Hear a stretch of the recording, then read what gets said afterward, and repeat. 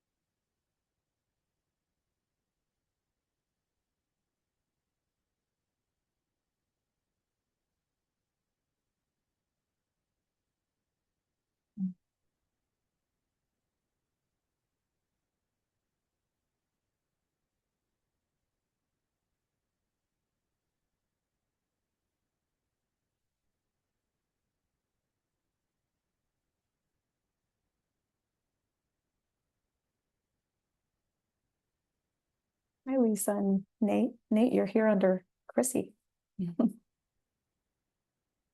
Well, okay. I'll get started, and before we jump over to, oh, hi, Elaine. Um, I'm a real Chrissy. Um, before we jump over to the real meat of today's presentation, as we're waiting for more people to trickle in, I'll talk a bit about Muck Rock and a bit about myself as well.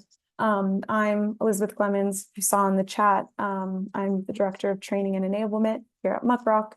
What that means is that I do a lot of this. So all of the trainings that we have at Muck Rock, whether they're the Investigating with Sunlight series, like these sessions, or the FOIA Friday sessions, or the Building with Muck Rock sessions, all of those I do some work on and help out with. We also have different custom trainings, so we can totally organize those for your organization. If you're interested in having a custom training on public records, data-driven research, investigative research, any topic, don't hesitate to reach out. I can put my email in the chat in a moment, and we can totally set up a custom training for your organization. And otherwise, my background is generally in investigative research, and I don't have much of a background in journalism, so it's really exciting for me to get to work with and learn from people like Annalise, Alicia, and Whitney. But thinking about Muck Rock, for any of you who aren't super familiar with Muck Rock, Muck Rock was founded back in 2010 to support journalists, researchers, and the public at large in filing public records requests. And we have the mission of promoting transparency and civic participation. So we build and maintain various tools. These tools include Document Cloud. Some of you might have used that before. It's a document analysis and hosting platform that's used by thousands of newsrooms across the nation. We also have a records request service that some of you might have used before as well. It's called Muck Rock Requests, and it makes it really easy to file and track requests.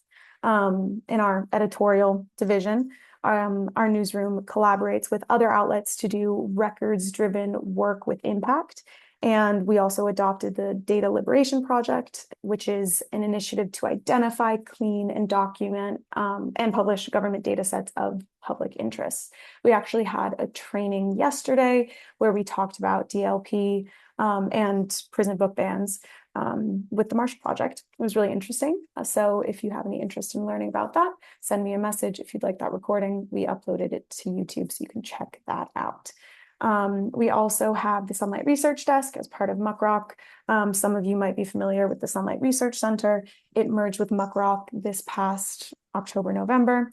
But the Sunlight Research Desk allows newsrooms to provide their communities with fact-based, transparent, investigative journalism that holds power to account.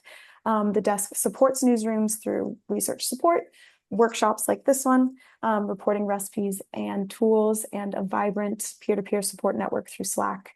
And actually, all three of the women here today, Alicia, Annalise, and Whitney, are part of newsrooms that are members with Sunlight Research Desk. So if any of you are interested in becoming members, I'm sure you could talk to them about what it's like being a member with us. But otherwise, let me jump and just show you. Here's Muckrock by the numbers. You know, you can just see through Muckrock requests, we filed over 172,000 public records requests and seen over 11.8 million pages released. But today, I want to talk about today's speakers and just some housekeeping for today's session. So today's session is being recorded. I'm sure you guys have gotten the notification that it's being recorded. And if any of your colleagues are unable to catch the session live today, we'll be uploading this to YouTube, so you'll be able to watch it at your own leisure. And I'll also be sending out an email today or tomorrow with the link to the YouTube recording. And if you have any questions as we're going along, feel free to throw those in the chat, and we can have some time for questions at the end of this session for each of the speakers. But yeah, meet today's speakers. We have Annalise here today. She's the director, managing editor, and community reporter for Shasta Scout, which is a nonprofit digital news service that's located in far Northern California. Annalise founded Shasta Scout in mid-2021 with a focus on government accountability, religious and political movements, the environment, and Indigenous affairs. As a relative newcomer to the media world, she often finds herself challenging longstanding standards in the industry to advocate for more diverse and inclusive ways of approaching both business and content through innovative practices and processes that have drawn both national and regional attention. Annalise is working to develop deep audience engagement and rebuild community trust in local news. And then we also have Whitney McKnight here today. She's the publisher and founder of The Edge, and she's been in news and publishing most of her career.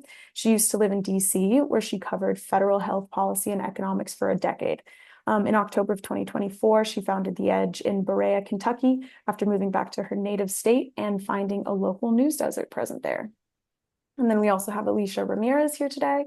She's the founder and publisher of the Riverside Record, which is a nonprofit newsroom serving all of Riverside County. She got her start as a general assignment reporter in rural South Texas, covering everything from public meetings to community events. She was previously a web producer for CBS Los Angeles and a designer and editor for the Chicago Tribune, where she was on the organizing committee of the Chicago Tribune Guild. She's a native of Texas, and she has a BA in journalism from Loyola University Chicago and a MA in journalism from West Virginia University. She currently resides in Los Angeles with her long-term partner. But I'll pass it over to each of them to introduce themselves a bit more and talk a bit about each of their news outlets. So Annalise, if you want to chat for a second about yourself and Shasta Scout. Yeah, hi everyone. I'm Annalise. I started Shasta Scout almost 5 years ago. We're in very far Northern California, so we're a unique sort of microcosm of what's happening at the national level. We are a very conservative community that is sort of deeply opposed to much of what's going on across California, and that's presented really interesting reporting challenges and trust building challenges. And because we're pretty rural too, like there are quite a few economic challenges to creating a sustainable newsroom. So that's some of what keeps me busy day to day and over the last 5 years. Awesome. Whitney, if you want to jump in to do the same. Well, hello, everyone. It's really nice to be a part of this, and I welcome you. As Elizabeth noted, I was a Washington, D.C. reporter. That was after having been a local reporter in New Jersey and various other reporting types of activities that I did as a freelancer for papers around the Philadelphia area and other publications.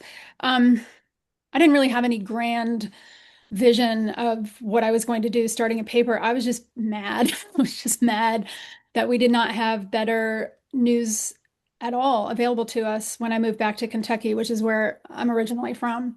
So I just started doing it. I didn't have a business plan. I didn't really have any idea what I was going to do, except that I knew it needed to be done and no one was going to do it if I hadn't done it, because otherwise somebody would have been doing it already.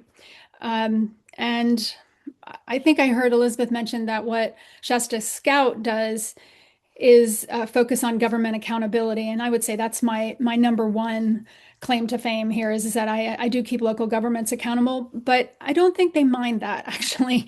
And I also really focus on land use because Kentucky, and particularly this region where I am, is facing a lot of rapid growth. And there are very clear lines as to who is for and against that. So that's particularly interesting to me anyway. So that is something else that I have kind of claimed as my beat and have had a lot of success with. Thanks for sharing that, Whitney. And Alicia, do you want to lastly share some of your background? Sure. Hi all. So the Riverside Record was launched 3 years ago, which is astonishing to me. And it was the outcome of my graduate school program. So West Virginia used to have a program where you would go and the entire course was built around starting your own thing or buying something and making it better. As a broke millennial, I decided to start my own thing. And in Riverside County, it's what one of the news researchers out there deems a news mirage. We have local papers, but they don't cover local news. And so the Riverside Record was launched in part to address that. We focus solely on city councils, county governance, school boards, and elections. That's it. If it falls out of that purview, the record doesn't cover it. That's partially strategic because the record is just me and one full-time reporter. And the other part is because like what the local outlets do cover is crime, breaking news, fires, devastation, all of the terrible big stories that are happening. And so we like to dig down into the nitty gritty and also kind of give folks, the local news that is happening in their communities, as well as like this 10,000-foot view of how that is happening across the county. So that is what we do. Yeah, thanks for sharing that. And yeah, definitely so grateful to have the three of you here today. As I mentioned, they're all part of Sunlight Research Desk, and I think it's been really cool to work with each of their newsrooms and just it's been really impressive to see all the work that they've been doing. But first, I really would love for all of us to focus on and think about the theme of building trust with your community at the start of when you're establishing a newsroom in a local community. So actually, Alicia, I was hoping that you could give some advice on how you build trust with your community. And maybe if you could explain why that matters, especially when you're building a small and a new newsroom. Yeah, so the Inland Empire region of California, which is San Bernardino and Riverside counties, is a very kind of insular place. These are folks who have lived in their communities, who have been in their communities for generations. They've grew up reading the papers and loving the papers that currently exist there, although in a shadowed form now. But they used to be award-winning papers, and they're very proud of that legacy. And finding a way into these very insular communities was a challenge, and it remains a challenge. It will always be a challenge because I will always be an outsider to them. And for me, a lot of it is just consistently showing up. If you consistently show up and consistently show that you care about people and that you want them to actually be empowered to do their own things, to have their communities make decisions that are right for them, and give them the tools to be able to do that, they tend to start to trust you. Another thing is that the politics in the county are varied. So we have folks who are very far right, we have folks who are very far left. And taking these folks and listening and actually listening to what they're saying is another way that we have built trust. It doesn't mean that we don't hold them accountable. It doesn't mean that we point out false allegations when they are false. It just means that we do hear people out. I want to listen to people and hear what they have to say so that I'm fully informed on my response to what they're saying, and can better serve them. That's what news is all about: serving people, serving communities. And the only way you can do that is through building that trust. Yeah, that's a really good point. Annalise and Whitney, from your experience, do you have any other advice to add for building trust within each of your communities? I mean, I think in Shasta County, what we're kind of up against is the media is being viewed as part of, the vague elite, whatever that exactly is. It's just a concept, right? So one of the things that I've really focused on over the last 5 years is audience engagement, just talking with my audience consistently, whether it's at Rotary meetings or to the community college students or in any setting that I get an invitation or that I can seek out an invitation. And I start by talking about trust in the media and distrust and why it's legitimate for people to distrust the media as a whole, in how the media has failed to serve, especially communities of color historically. And those are things that I think kind of like put us at the same place. Like we can agree that the media has not been trustworthy, and that it's time to build a new and better media. And then, I just kind of think of it like most people have never met a journalist. Most people don't relate to journalists at all. They're a little bit afraid of them. And so everything I'm doing is about how can we present ourselves as real people, as your neighbors, tell the truth about ourselves, and begin to form a relationship really through this virtual third space that is a digital online news agency. And in our community, which is about 180,000, that's working for us. 180,000. Wow. I don't have that many people in my town, but I have been covering the county, and the county is 100,000.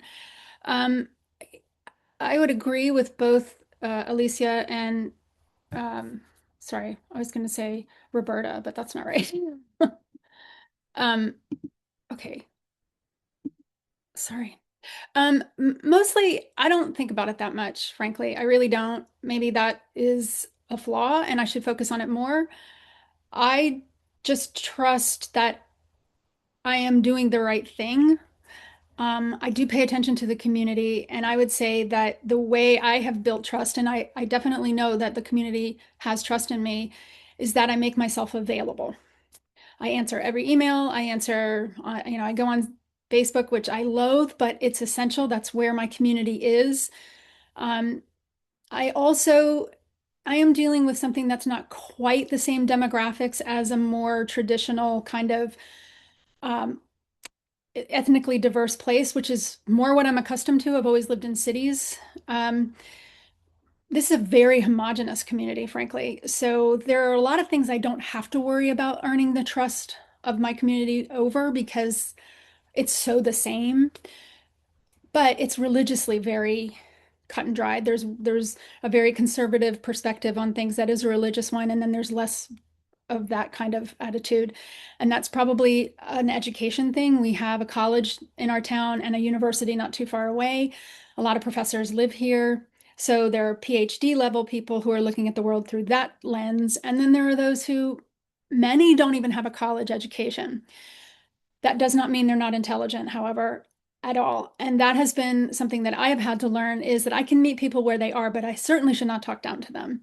This is not a dumb community by any means, but it does have very different levels of experience with sophisticated types of things that you would find in the city.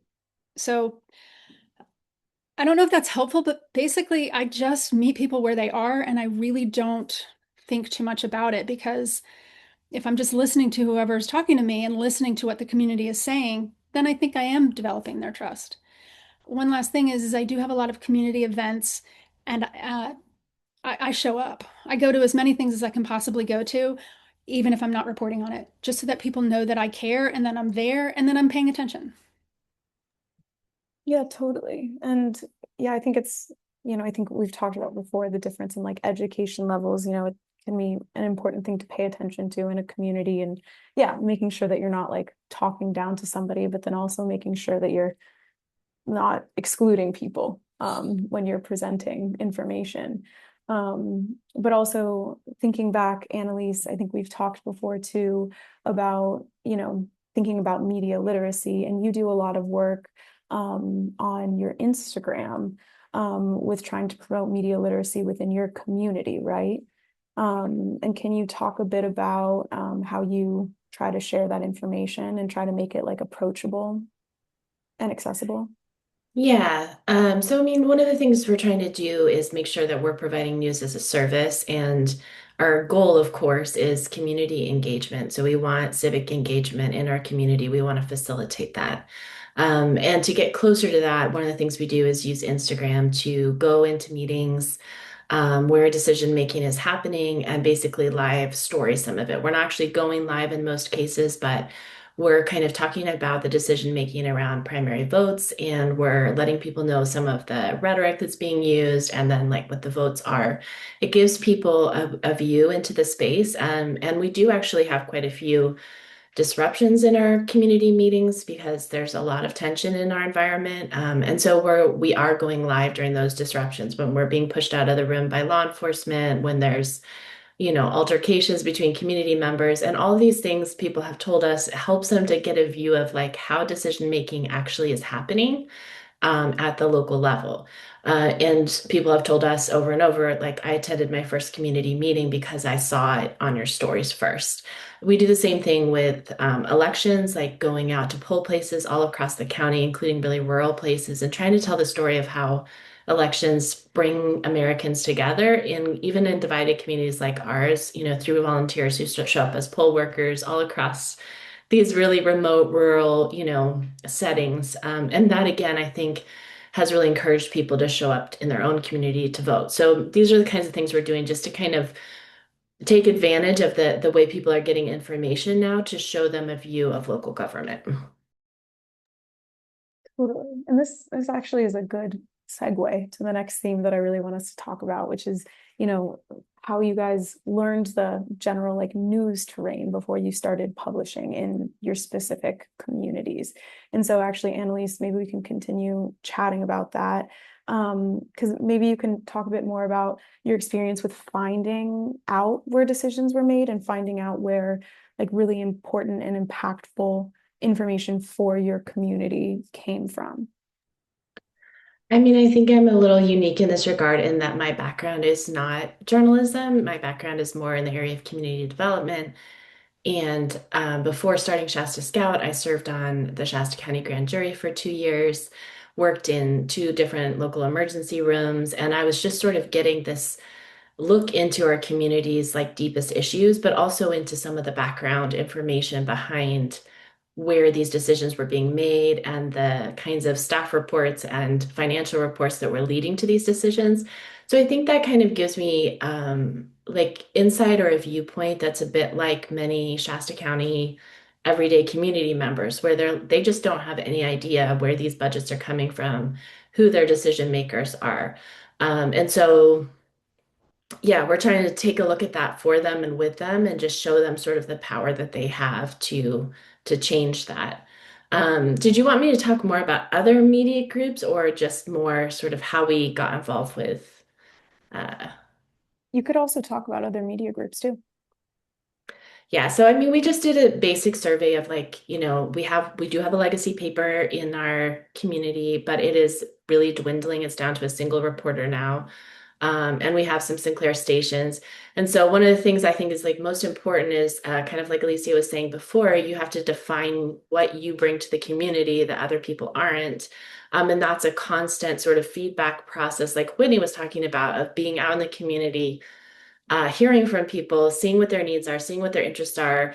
I was teaching a community college class yesterday and just learning more about like students' worries about their retiree grandparents and how AI news is impacting them, and all of these things give us insights into how we continue to like shape and form our approach to media moving forward. So rather than looking at the old models, I mean, we learn from the old models, but I think we're much more looking at what are today's challenges and how can we help curate news and information for today's community.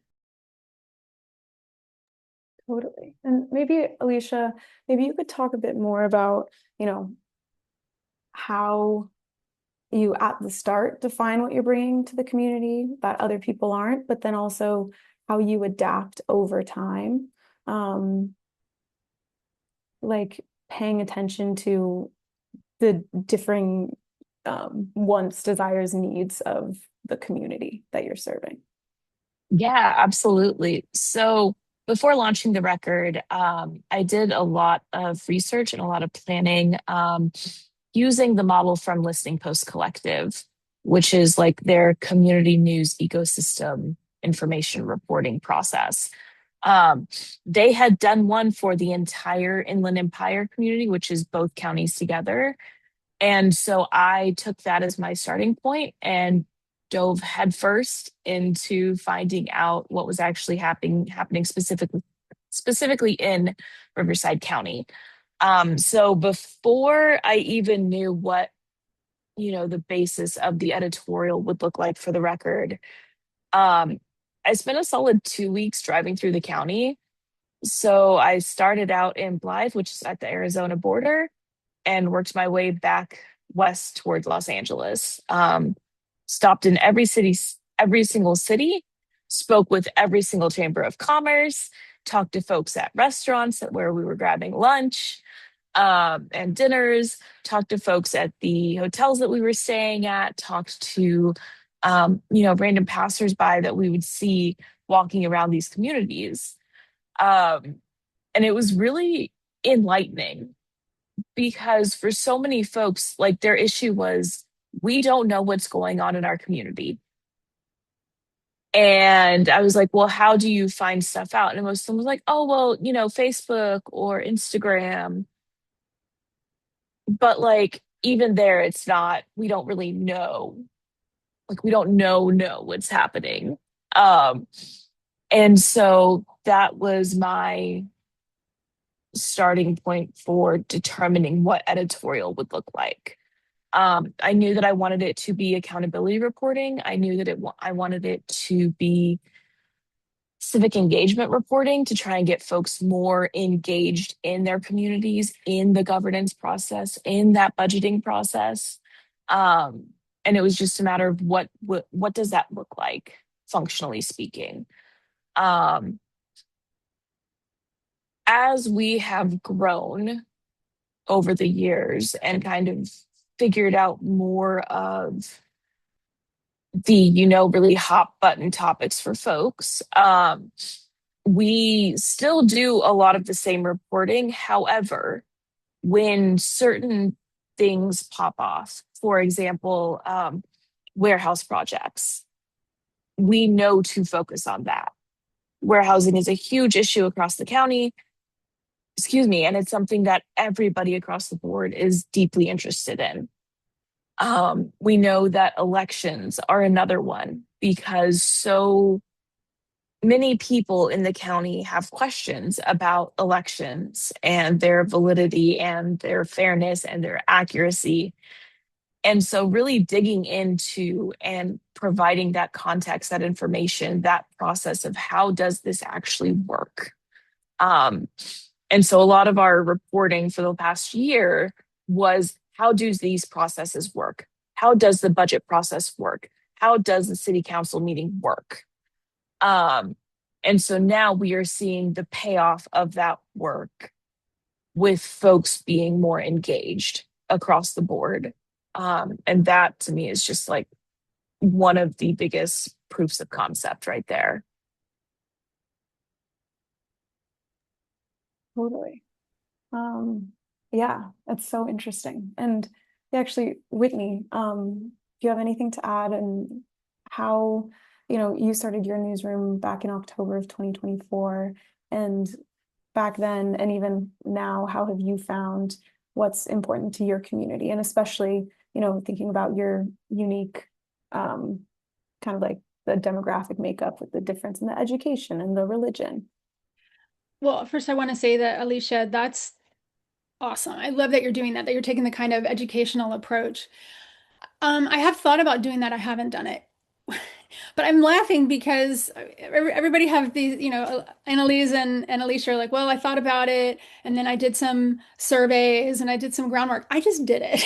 I just and I just did it because maybe I'm an idealist, maybe I am, self-absorbed, but I had a vision of what it should look like.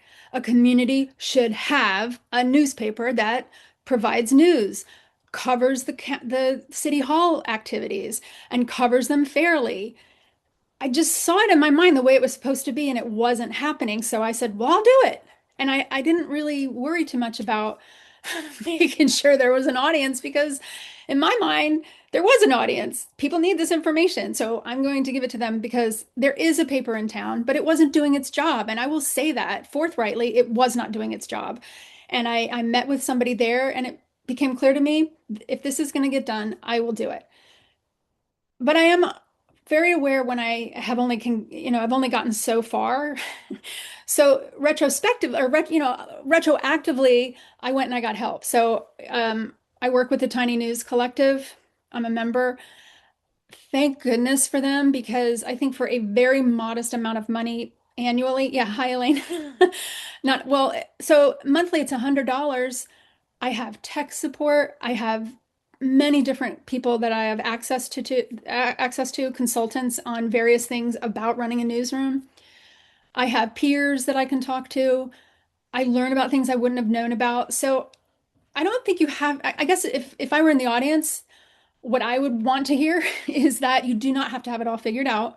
You do not need to have a plan. You just need to have some passion and a little bit of talent. You need to have the capacity to do something, whether it's cover a meeting and you've got reporting skills, or whether it's exciting people about what you're doing and you can network. I'm sure if you're here, you have a skill that applies to running a newsroom. Bank off that, and then the rest will fill itself in. I do not think I have a problem with trust in my community. I definitely do not have a hard time getting people to come and talk on the podcast or talk to me for whatever. Some of the politicians are thrilled that I'm doing it because in their mind, they're doing everything great and they want people to know about it. So whether or not that's true, who knows?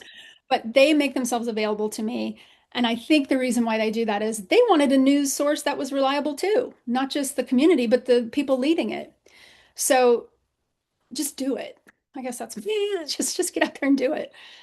Yeah, I think that's good advice too, because that applies to so many things in life that sometimes you can get so stuck in the planning phase that you don't do it. But have you found,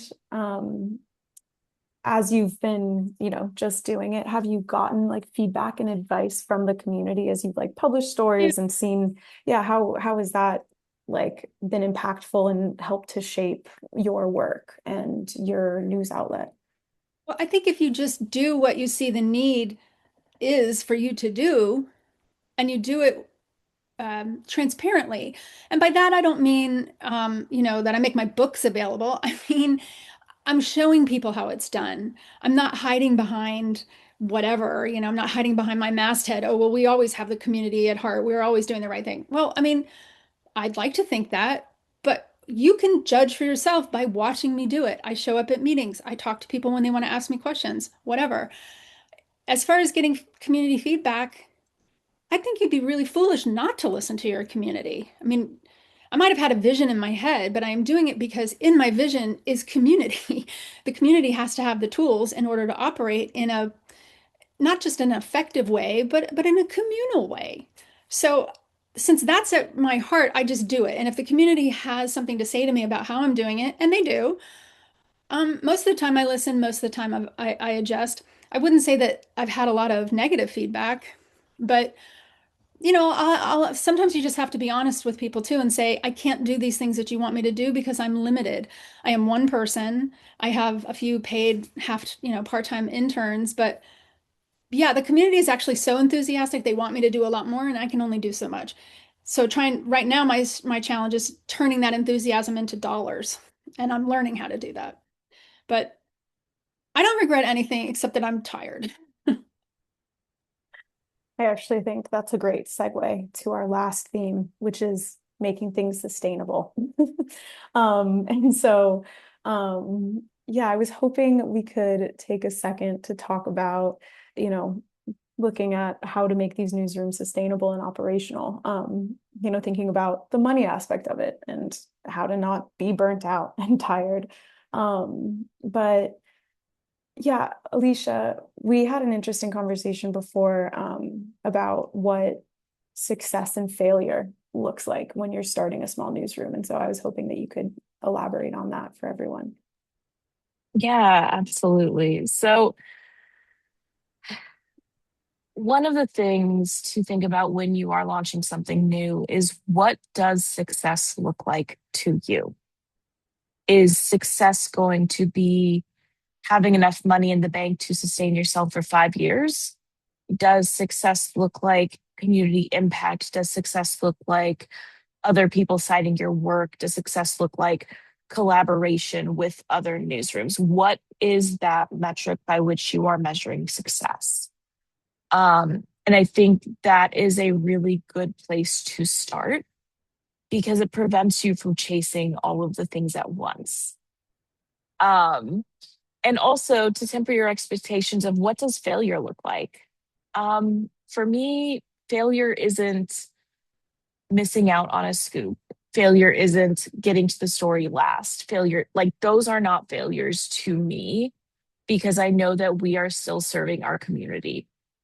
Failing to me looks like not putting community first. If we are not putting our community first, that is a failure of this project. That is a failure of this paper, of our outlet. And everything else can be dealt with. Minor setbacks, redirections, pivots. Um, as long as we are centering the needs of our community, we are doing the right thing.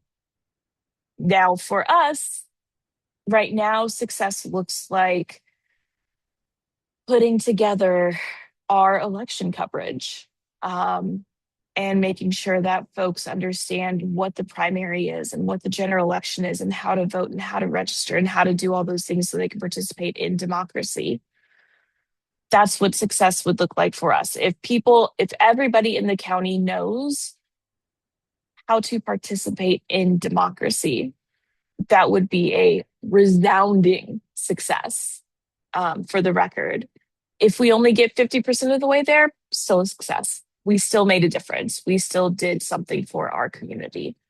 And I think that's one of the really important things to set yourself up with, is those definitions of success and failure.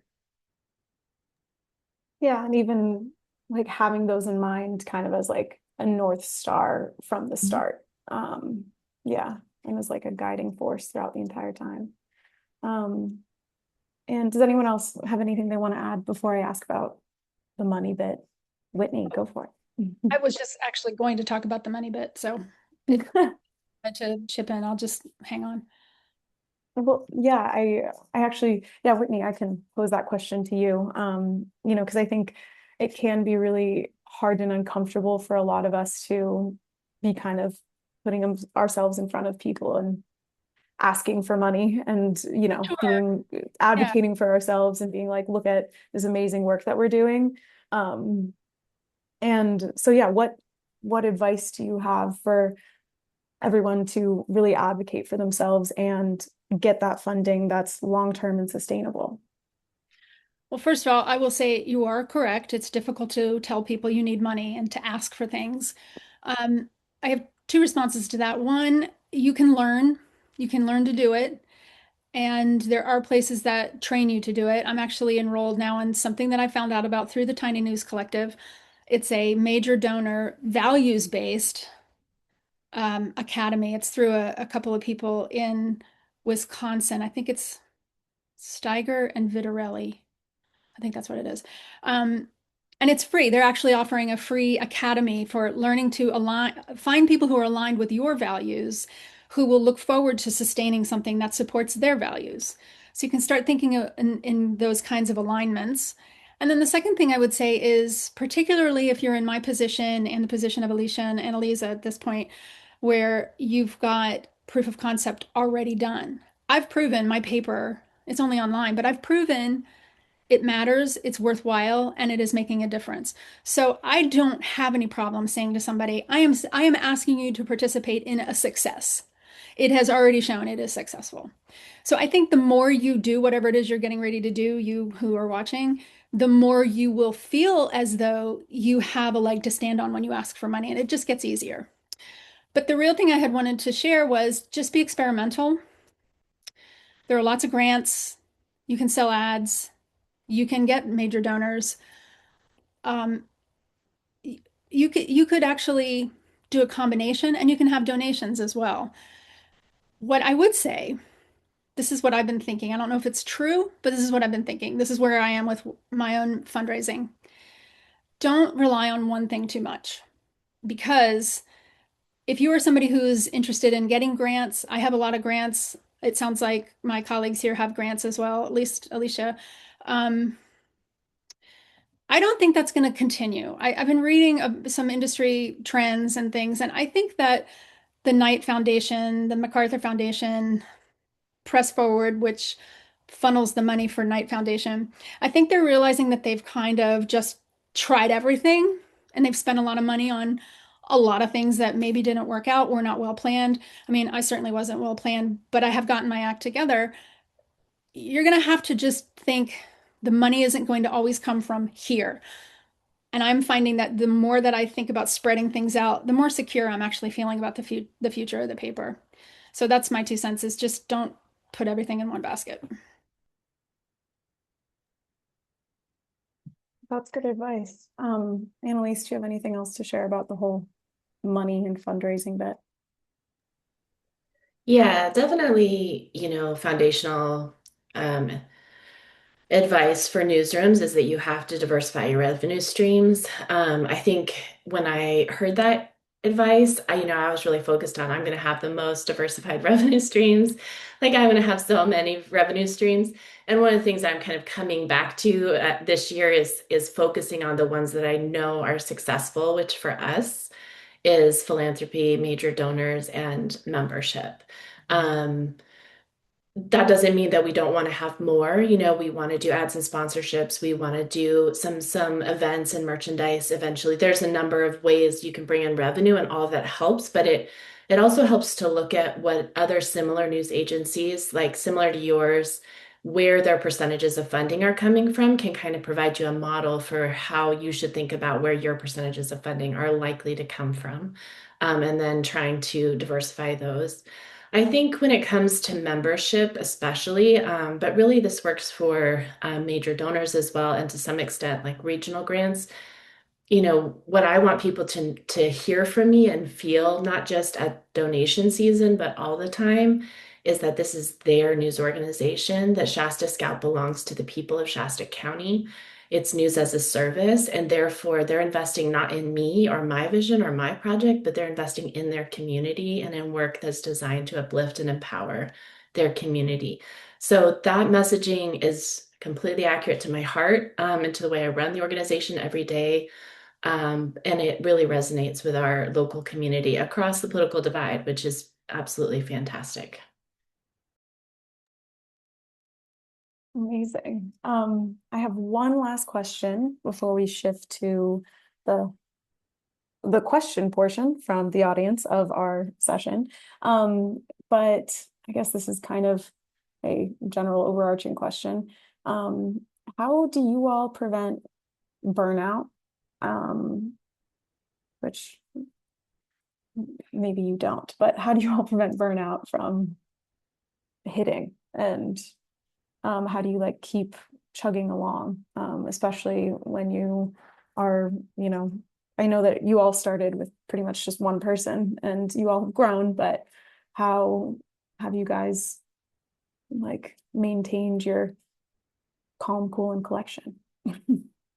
Alicia, I'll pass it to you first. I love this question. Um, I have very strong boundaries for work and life balance.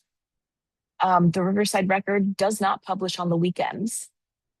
A, nobody is reading hard news on the weekends. Let's be so honest. And B, the stories that we would be putting out on the weekends, they're still relevant on Monday morning. So we don't publish on the weekend. The other thing, because we are focused on county governance, city councils, school boards, that kind of thing, we take off a week in December and we just close up shop. And it's generally the week between Christmas and New Year's, and then we come back refreshed in January. We are not out here trying to find news at a time when people are not engaging with news content.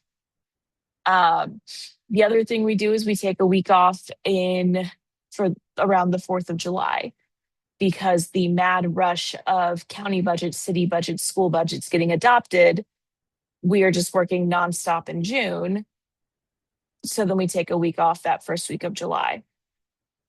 We are transparent about this with our readers. We tell them why we do this. We tell them we appreciate them deeply. We still do publish our weekly newsletter every Monday during those times that we're closed, because it is a way to remain connected with our audience and tell them the good work that we have been doing, the good work that we are doing, why we are not publishing this week, a little reminder, a little stay in touch type of moment. But yeah, so just having those really strong boundaries between work and life, and making sure that you are first and foremost a person living in this world, and secondly, a journalist serving a community. I think that's a really important thing for folks to really internalize. I think that's great advice for everyone in every single industry. Whitney, I see you unmuted, so feel free to take it Yeah, away. I would just say I just become less ambitious. I just do less, because a lot of times I'm like, okay, I want to do this really complex investigative piece, and then other times it's just like I'm so tired, and I want to. I should mention this too. I don't live off of the money I make from running my paper. I still have a part-time job. So success for me would be to not have to have a part-time job. But that's kind of the way I deal with it. I also take a month, or I take a week off. I take Christmas to New Year's off. I will use a syndication service that is free. I use the conversation. So I'll pick some things from the conversation and run those, and that's free to me. And the same thing in the summer, I take off some time, and I just sometimes don't do as much. That's the way I cope with it. But that would be my success, to the point the other women made. And just, I wanted to say it, Annalise, I love the way you described your paper as being the product of your effort, but they own it. Your community owns it. And I don't think that I've actually embraced that, not because it doesn't matter, but because I did it the way I did it. But I think that's an aspiration. That's a really lovely way to give to your community. But anyway, I just wanted to say, basically, if you can't do it, don't. Just take some time to restore yourself.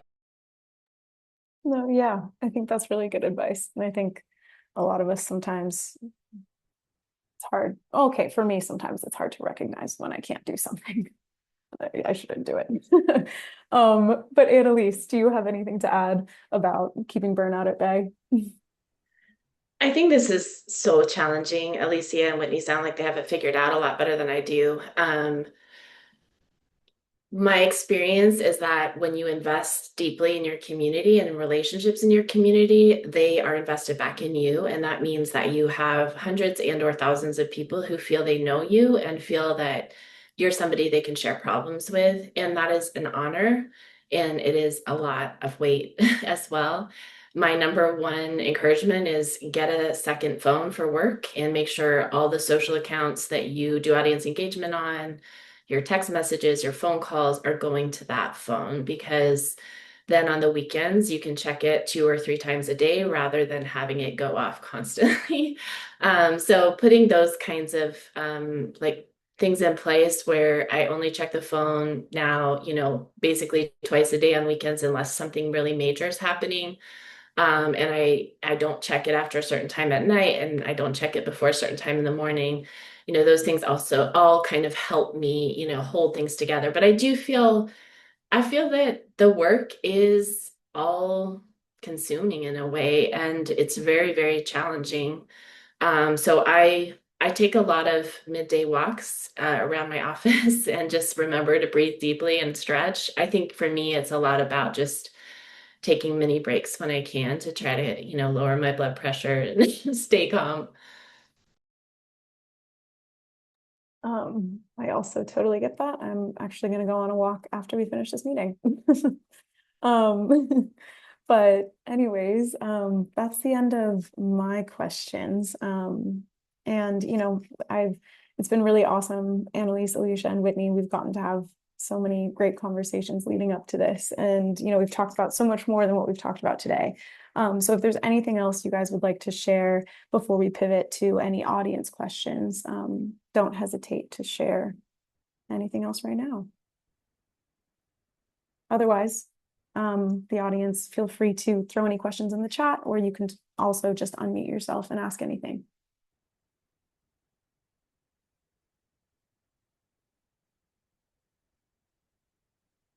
Or if you want to talk about, maybe if you're considering starting a small newsroom, and you want to talk about some of your experience with wherever you're at, whether it's the idea phase or if you've already started it, feel free to share.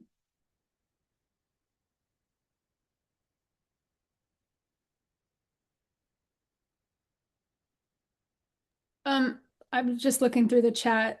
So hi, Sam. I didn't know Sam was on the call. Hello, Sam. Elaine, hello. I don't know Chrissy, but thank you for being here. Some other folks. I don't have my glasses on, so um, I was just thinking it might be helpful just if you're there and you're still thinking about doing it, but you haven't jumped into it, just do it, because you'll have more answers than you suspect you do, and you'll have more questions than you ever thought you would ever have about doing what you're doing. But there are so many people who can help, and people want to help. That's another thing that I think I have found that I didn't expect, is just how generous the community is when you're talking about other people like Alicia, like Annalise, who are just doing something by themselves because they care to do it. A lot of people feel that way. And so their passion spills over into wanting to help other people do it. If you've already started, then congratulations. And just keep in mind that there's so many things you're actually sacrificing to do what you're doing. So don't be hard on yourself if things aren't going the way that you expected that they would, or the way that you want them to, because you're still heroic. It's heroic to do this. So be nice to yourself. Yeah, I think that's really good advice. Being nice with yourself and being patient too. There's a question in the chat from Chrissy, and she's asking, actually, Chrissy, I don't know if this is Chrissy or Nate, but Chrissy or Nate is asking if you can talk a bit about your use of AI, if you use it at all. Any of you? Oh, Alicia. So we use AI only to transcribe audio. We use Otter AI.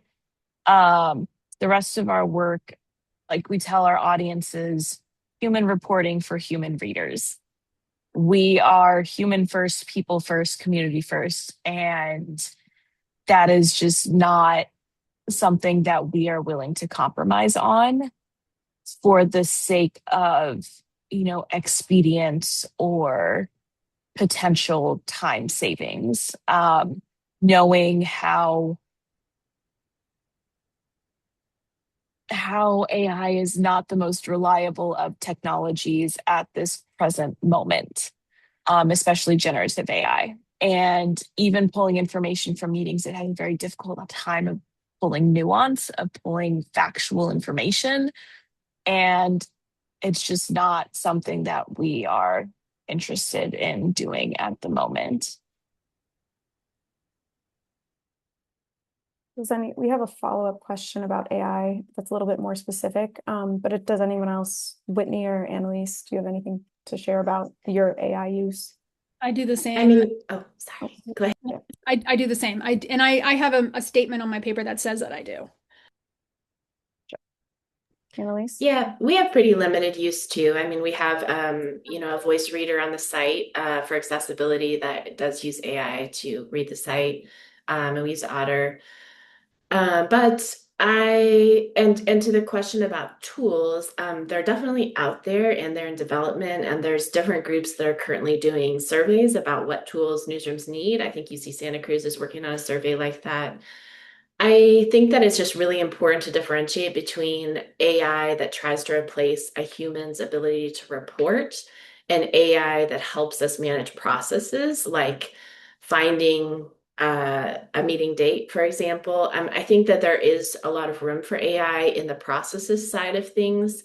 It doesn't necessarily replace a human, but I think it can definitely augment and help. But on the reporting side, I think AI is not a good thing. And of course, we should all have AI policies, which I have not yet posted. So good for you, Whitney. Um, yeah. So I will say too that there's like a huge need for, especially for younger generations and seniors, for AI literacy. And I think that's a place that we need to be stepping in to say, here's how you think about AI use, here's how you decide whether something's AI driven and whether that should matter to you or not. So that's a space we're hoping to move into more.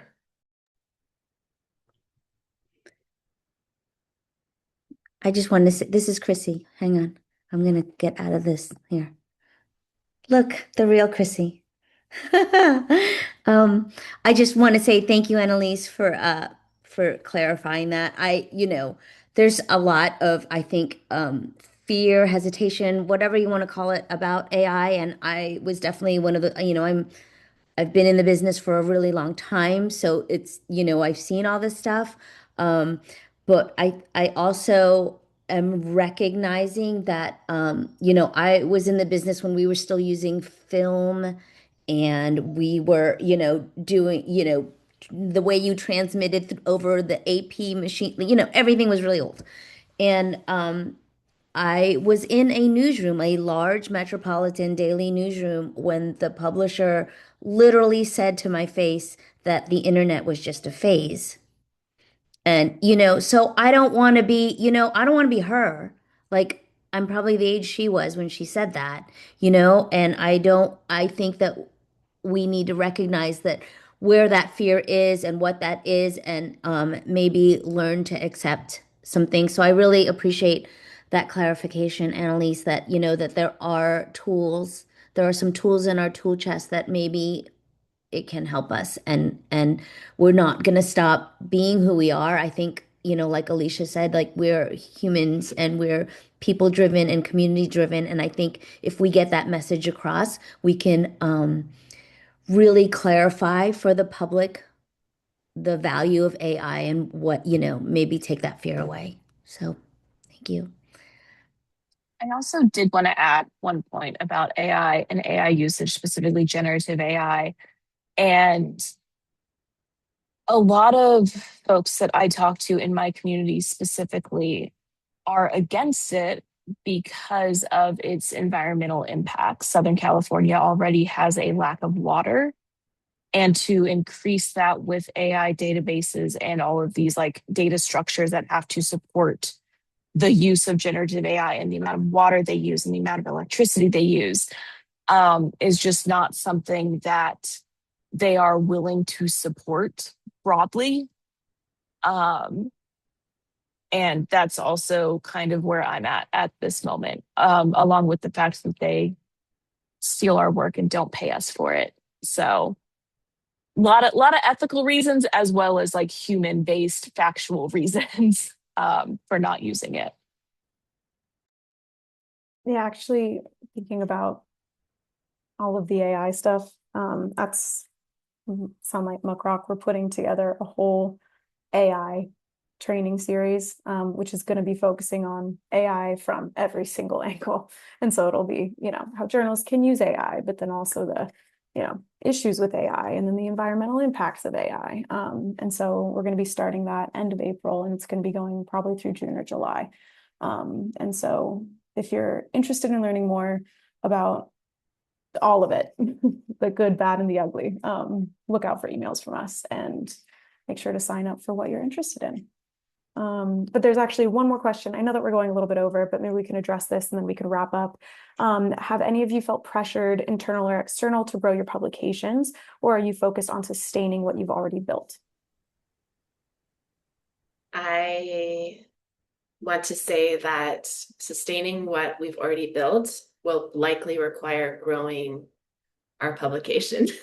So yes, that isn't an external pressure that I feel. It's an internal pressure to how do I sustain news in a rural environment, and how do I provide news as a community service to people that are relatively low population groups spread out over a relatively large swath of geography.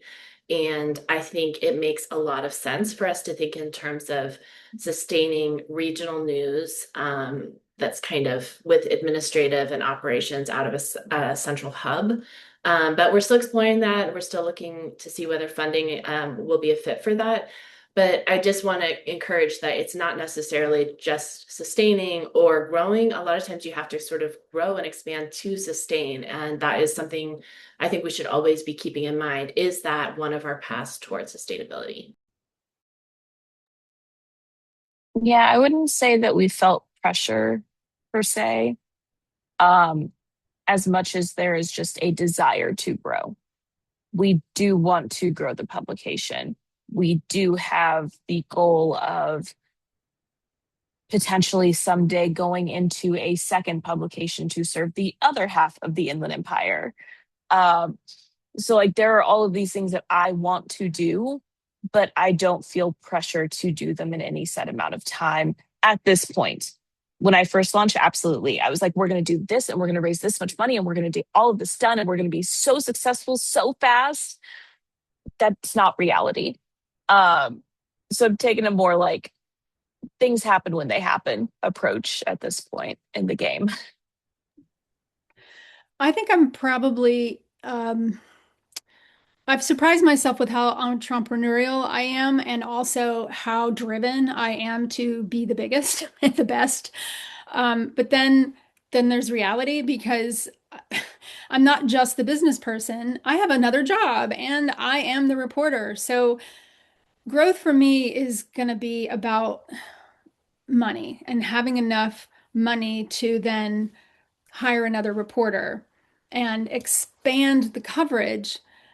But I mean, I'm aware of how different I'm sounding from my colleagues here. I really just want to do it just because I want to do it. It's not just because I want the community to have a news source. That I definitely do. But I'm providing it, and I'm providing it because I'm driven to provide it, and I want to see how well I can do it. So a lot of it is personal for me, but I need to grow.